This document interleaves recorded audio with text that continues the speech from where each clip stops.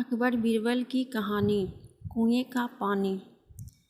एक किसान बहुत परेशान था। उसे अपने खेतों को सींचने के लिए पानी की ज़रूरत थी। इसीलिए वह कई दिनों से अपनी ज़मीन के आसपास किसी कुएं की तलाश कर रहा था।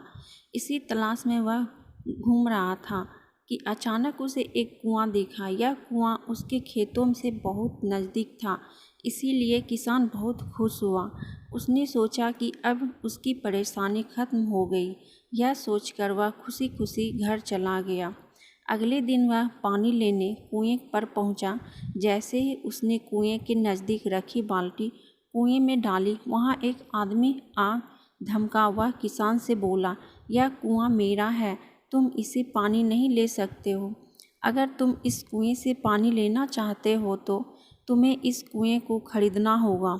यह बात सुनकर किसान कुछ देर रुका और फिर मन ही मन सोचने लगा कि अगर मैं इस कुएं को खरीद लूं तो मुझे कभी पानी की कमी नहीं होगी और ना ही मुझे पानी के लिए इधर उधर भटकना पड़ेगा। फिर क्या था, दोनों के बीच एक रकम तय हुई। किसान के पास उतने पैसे तो थे नहीं, लेकिन वह यह मौका छोड़ना भी नहीं चाहता था। इसीलिए किसान ने उस आदमी को अगले ही दिन वह रकम देने का वादा किया और घर ही और चला गया। किसान के लिए कुआं खरीदने का यह अच्छा मौका था, इसीलिए वह इस काम में जरा भी देर नहीं करना चाहता था। घर पहुंचते ही उसने अपने करीबियों और दोस्तों से इस बारे में बात की और कुएं के लिए तय हुई रकम का इंतजाम करने से जुट गया। थोड़ी भागदौड़ और कोशिश के बाद आखिरकार उसने वह रकम जमा कर ही ली। अब वह पूरी तरह से निश्चित हो चुका था कि उसे कुआं खरीदने से कोई नहीं रोक सकता। जमा हुए पैसों से लेकर वह फिर घर चल दिया।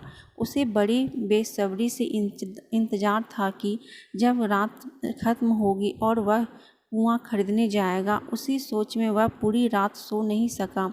अगले दिन ही सुबह होते ही वह कुआं खरीदने निकल पड़ा। उस आदमी के घर पहुंचते किसान ने उसके हाथ पर पैसे रखे और कुएं खरीद लिया। अब तो कुआं खरीद किसान का हो गया, तो फिर उसने पानी निकालने में देर नहीं की। जैसे ही किसान ने कुएं से पानी निकालने के लिए बाल्टी उठाई तो उस आदमी ने फिर बोला, ठहरो, तुम इस कुएं से पानी नहीं निकाल सकते हो। मैंने तुम्हें कुआं बेचा है, कुछ पानी अभी नहीं। मेरा किसान मायूस हो गया और न्याय के लिए राजा के दरबार में शिकायत करना मांगी और मना की। कुएं के साथ उसके पानी पर भी किसान का पूरा अधिकार है।